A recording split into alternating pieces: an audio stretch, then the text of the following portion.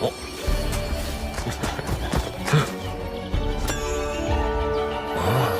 에이. 어?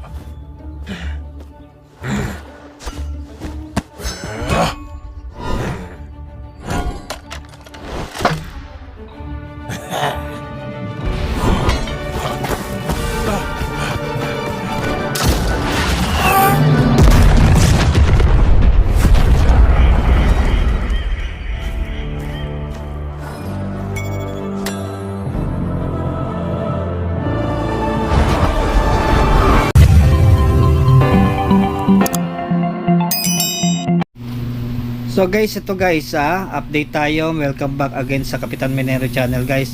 Itong version na to is 2.1.11, just released on January 19. So andito tayo sa mission, or yung pinaka doon sa may pinaka lower left sa may attack. Bukas na po yung mission. So nagawa ko yung number 1. So ano ba ang basic game na itong mission na to? Ay pababagsakin nyo lang po yung mga torrent niyo using your troops. Yan ha.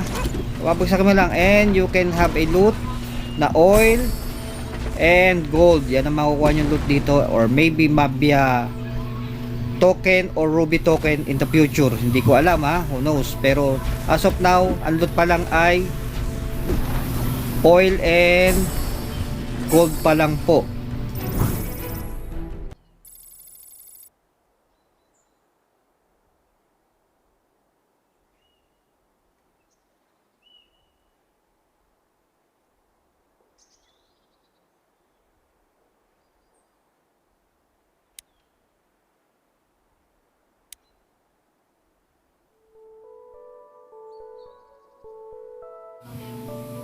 So ngayon guys, dito sa bagong release na update, bukas na rin po yung Alliance. So nakikita nyo tong screen ko guys, dito sa may left corner ay may makikita kayong tatlong maliliit na kulay brown na square.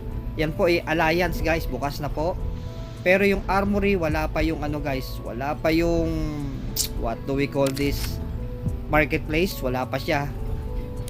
Ayan, may Alliance na tayo guys. And eto guys, kaya ako nag-update kasi meron ako natuklasan, bagong tweet lang sa Twitter, na on January 31 ay magiging worldwide na po ang release ng Heroes of Mabia.